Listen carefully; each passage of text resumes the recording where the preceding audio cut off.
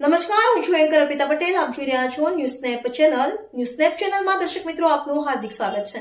વાત કરીએ બાગેશ્વર ધામના જે ધીરેન્દ્ર શાસ્ત્રી છે એનો દરબાર યોજાવાનો છે, તેને લઈને આપણે કંઈક વિરોધ નોંધાવ્યો છે. શું છે હકીકત? અમારો વિરોધ છે એ માત્ર ને માત્ર દરબારમાં જે ઢોંગ ધતિંગ કરવામાં આવે છે તેની સામેનો છે, જે અંધશ્રદ્ધા ફેલાવવામાં આવે છે તેની સામેનું છે, જે જાદુગીરી કરવામાં આવે છે તેની સામેનું છે, જે આ ડાકીની સાકીની પિચાસીની જે કાંઈ ધૂણવામાં આવે છે તેની સામે છે.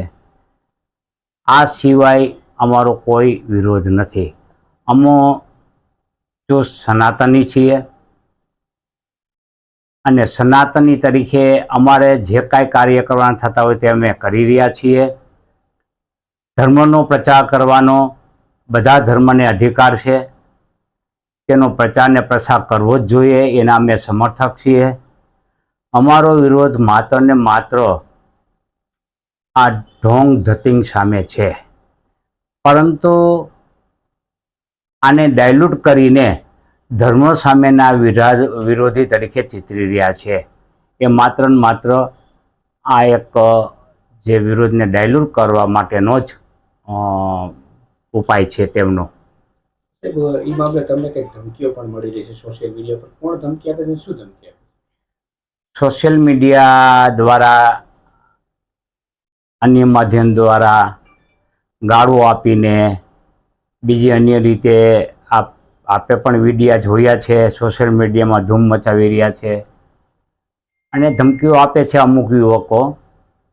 એટલે હું એ યુવકોને દોષિત ગણતો નથી, કારણ કે એ યુવકો હજી પરિપક્વ થઈ રહ્યા છે.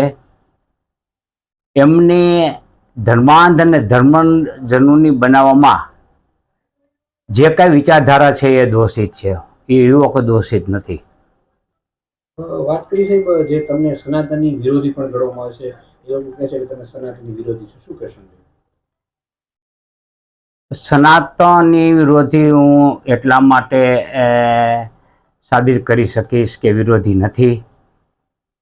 મેં રૈયા સ્મશાનમાં શિવ મંદિરનું નિર્માણ કર્યું છે. મેં કૈલાસ, અમરનાથ જેવી યાત્રાઓ કરી છે, અન્ય ધાર્મિક સ્થળોની યાત્રાઓ કરી છે. હું ઘણા જે ભાગવત કથાના આયોજનો છે એમાં ભાગીદાર રહ્યો છો, પાર્ટિસિપન્સ કરેલ છે. એટલું જ નહીં, મેં દાન પણ આપેલ છે અને અનેક ધર્મ કાર્યમાં હું અગ્રેસર રહ્યો છું. ત્યારે સનાતન વિરોધી હોય તો આ પ્રશ્ન આવે જ નહીં. એટલે હું ખુદ ચુસ્ત સનાતની છું. એટલે મને વિરોધી એટલા માટે ચિતરવામાં આવે છે કે મૂળભૂત ઉદ્દેશ્ય એ ભૂલાઈ જાય અને ધર્મ વિરોધી ચિતરી અને પોતાનો બદ ઇરાદો સાબિત કરવા માગે છે. તમે કંઈક બાબા બાગેશ્વરને એક ચેલેન્જ પણ આપી છે, બાળક છે લાપતા છે વર્ષોથી, એના શું વાત છે? એક મોહિલ મોહિધરા નામનો બાલ્ય અવસ્થામાં એ બાળકનું અપહરણ થઈ ગયું છે. એનાથી એનો પરિવાર તો દુઃખી છે, પણ આખી રાજકોટની જનતા પણ દુઃખી છે.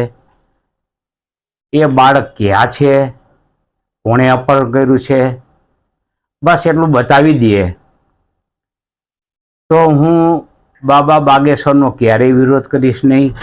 અને વિરોધ કરેલ છે એની હું માફી માગી લઈશ, એના પગમાં પડીશ અને હું એનો ભગત બની જઈશ, હું એનો સમર્થક બની જઈશ. તમે બાબા બાગેશ્વરનો જ કેમ વિરોધ કરો છો? બીજા કોઈ ધર્મ છે, ઘણા ધર્મમાં આવી રીતે પાખંડને ચાલે છે, તો શું તમે બધા ધર્મોનો વિરોધ કરશો? ચાલતા હોય મારે મારા ઘરમાંથી કચરો સાફ કરવાનો હોય. સૌ જે ધર્મના અનુયાયીઓ હોય એ પોતાના ધર્મનો કચરો સાફ કરે. મારે બીજાના ઘરનો કચરો સાફ કરવા જવાનું હોય નહીં, એ એનો છે. આવો હરકતું લેવા હું ક્યારેય માગતો નથી અને લેવું પણ ન જોઈએ. સૌના ધર્મમાં જે કાંઈ ખરાબ હોય એ ધર્મના લોકોની જવાબદારી છે કે એમને સુધારે. મેં બધા ધર્મનો ઠેકો લીધો નથી. મારું માત્ર કામ સનાતન ધર્મનું છે. એટલે આવી બાબતો ઉજાગર કરી અને લોકો છે એ તમને વિરોધ કરતા ટાળે એવા પ્રયત્નો કરી રહ્યા છે, જે યોગ્ય નથી.